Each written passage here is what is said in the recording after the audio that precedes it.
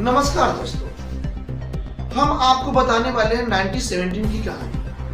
1970 में भारत देश की आर्थिक स्थिति जो थी बहुत ही खराब हो चुका था और उसके साथ साथ गरीबी रेखा भी बहुत नीचे गिर चुकी थी और शिक्षा व्यवस्था बहुत ही खराब हो चुका था, बदहाल हो चुका था, जिसके वजह से देश के पब्लिक लोग परेशान हो चुके थे और गरीबी इतनी बढ़ चुकी थी कि इसे नेता लोग गलत मुद्दे बनाकर अपने वोट को हासिल करना चाहते थे।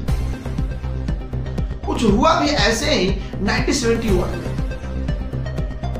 उसमें जब लोकसभा की चुनाव हुई तो उसमें इंदिरा गांधी भी कूदी और कांग्रेस पार्टी की अध्यक्षता कर रही थी और उन्होंने गरीबी हटाओ का नारा भी दिया और उन्होंने जनता को लोभित करने में सफल रहे और विजय प्राप्त करने में भी सफल रहे और उन्होंने जीत भी गई, वो जीत भी गई।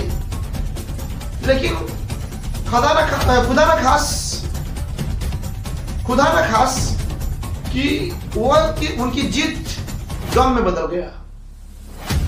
इलाहाबाद हाई कोर्ट ने सुन और अवैध इस जीत को घोषित कर दिया और 6 सालों के लिए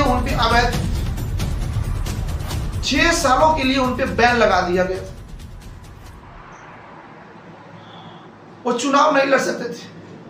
सोचो दोस्तों, देश में किस प्रकार की गरीबी रही होगी उस समय। छात्र आंदोलन 1974 में चलाया गया था बिहार में, वो पटना में। शिक्षा व्यवस्था खराब हो चुकी थी, गरीबी बढ़ चुका था और देश में आंतरिक गड़बड़ी कुछ ज्यादा ही हो चुका था और हो रहा था, जिसकी वजह से आपातकालीन इंदिरा गांधी के द्वारा राष्ट्रपति को मनोनीत कराकर राष्ट्रपति ने आपातकालीन घोषित कर दिया। और तो और सुनिए,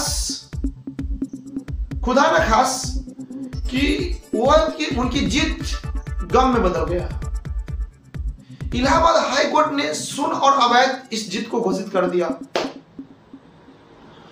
और 6 सालों के लिए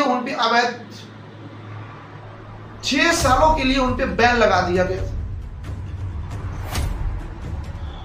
वो चुनाव नहीं लड़ सकते थे। सोचो दोस्तों, देश में किस प्रकार की गरीबी रही होगी उस समय। छात्र आंदोलन 1974 में चलाया गया था बिहार में, वो पटना में। शिक्षा व्यवस्था खराब हो चुकी थी, गरीबी बढ़ चुका था